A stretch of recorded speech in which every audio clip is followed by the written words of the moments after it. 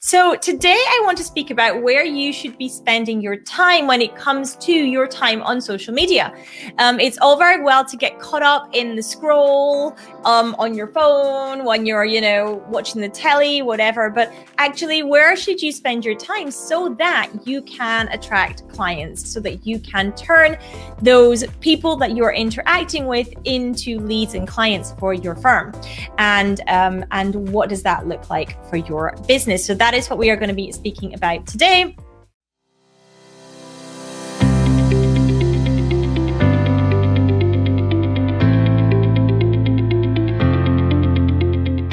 For those of you that don't know and are wondering why you might want to listen, my name is Annette Ferguson. I am CEO of Annette & Co, UK-based accounting firm, and I have been running my business for 10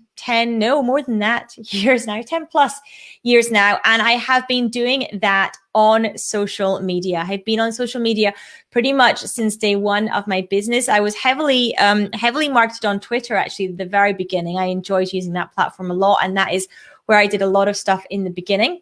I do much less so on Twitter nowadays, but that is where I started. And so the question is, where should you be focusing your time when it comes to social media for your business?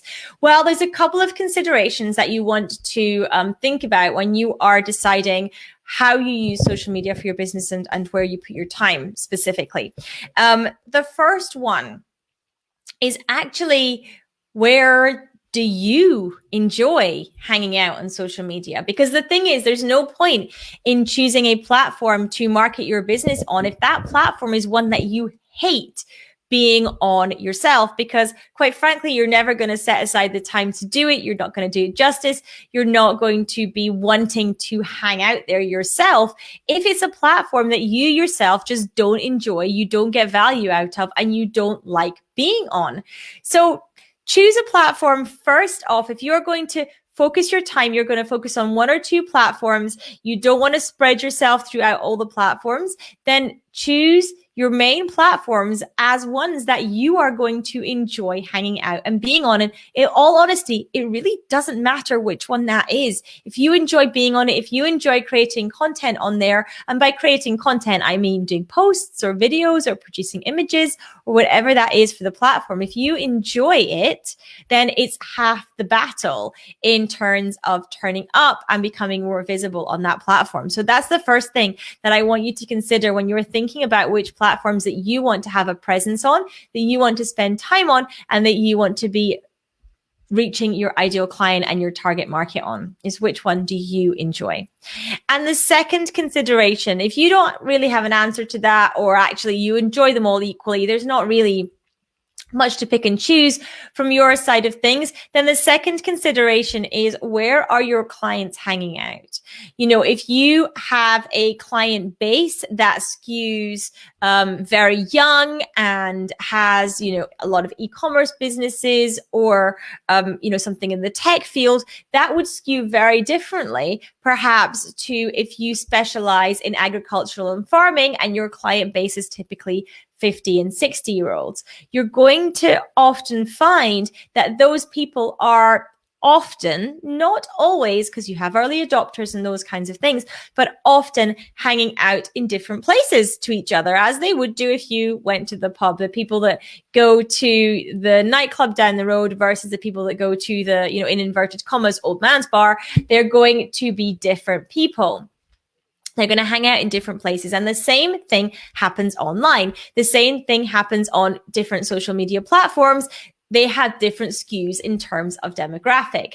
Now, you need to remember that we are wanting to focus on the one that we enjoy and the places that we like being, but you should also have this in the back of your mind, because if you enjoy, for example, being on TikTok, yet your ideal client is typically a 60-year-old man who hangs out on Facebook, you have a disconnect there. Now, that doesn't mean that you're not going to get clients from, say, TikTok, because you will have some people in that demographic that are using that platform. There will be some, but there will be less than there would be had you been on the main platform where your people hang out.